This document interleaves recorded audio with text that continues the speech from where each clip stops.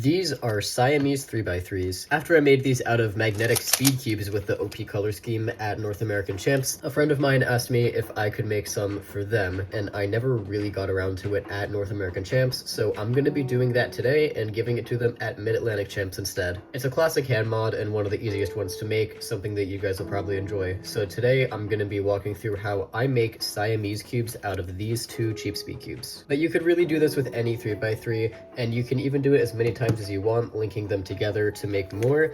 These are actually Triamese cubes that I finished making earlier today, and this is another puzzle that I've been requested to make. So without further ado, let's get into the puzzle modding. All you actually need for this, aside from the cubes themselves, is going to be a screwdriver, some super glue, and sandpaper. You'll see why you'll need sandpaper later. So these are the two cubes we're going to be fusing together, and I just want to make this clear in case it wasn't already. This video is going to show how to do the one with the 1x1x3 fused block, because that's the one that was very briefly a WCA event. And instead of throwing these off screen like I usually do, I'm actually going to hang on to these instruction booklets. You'll see why. So once you've disassembled your cubes, you're going to have these two sets of edges that you need to remove, just two sets of edges that are like opposite each other. So I've got the orange and blue and red and green. Those are the ones that I usually take apart. And you actually are only going to need 3 of these 6 pieces, which is really nice because if you screw it up once, you can always do it again. That's one of my favorite things about this mod. You don't actually have to get it right on the first try. Anyway, let's take these apart, because basically what we're going to be doing is keeping these two corners here, but adding this edge in between them, if that makes sense, like this. Now, as you can see, the problem with this is that this outside part of the edge piece sticks into the mechanism of the corner a bit.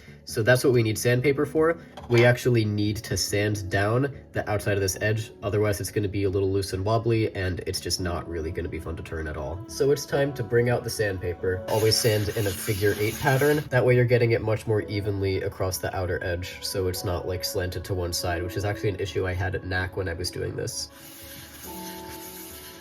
You shouldn't need to sand for longer than a few minutes, but of course the amount of sanding you'll have to do is going to vary depending on what 3x3 you're using. I find that for RS3M next, you gotta sand until about where you can start to see the edge in between where the color caps are. You can see the little bit of space there.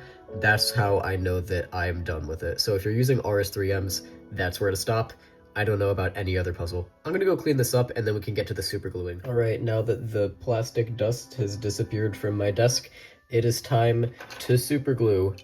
This part is really straightforward and exactly what you'd expect. The magnets are gonna try to mess it up, so you just gotta make sure you hold the edge in place. It's gotta go in like this, so the magnet's gonna want to attract it to here. We don't want it to be there, that is not aligned. But yeah, you can see now that it's sanded down, it fits pretty perfectly in there. So let's get gluing. Alright, this one's pretty snugly glued on now, so we can do this one now. You can see what the final glued part's gonna look like. Alright, this is where it's meant to be. These corners are lined up, this edge is lined up, and while we're waiting for that to dry for a few more seconds, let's do what we wanted to do with the instructions earlier, which is to make Siamese cube instructions. Hopefully Ledgers thinks this is as funny as I think it is. And now that those instructions are done, we no longer need super glue at all. And now all we need to do is add the fused block back into the base puzzles, which you probably know how to assemble a 3x3 if you're watching this video, so you shouldn't need any help doing that. And now we can finally see results. Once we've screwed this in, we'll see how the final puzzle looks.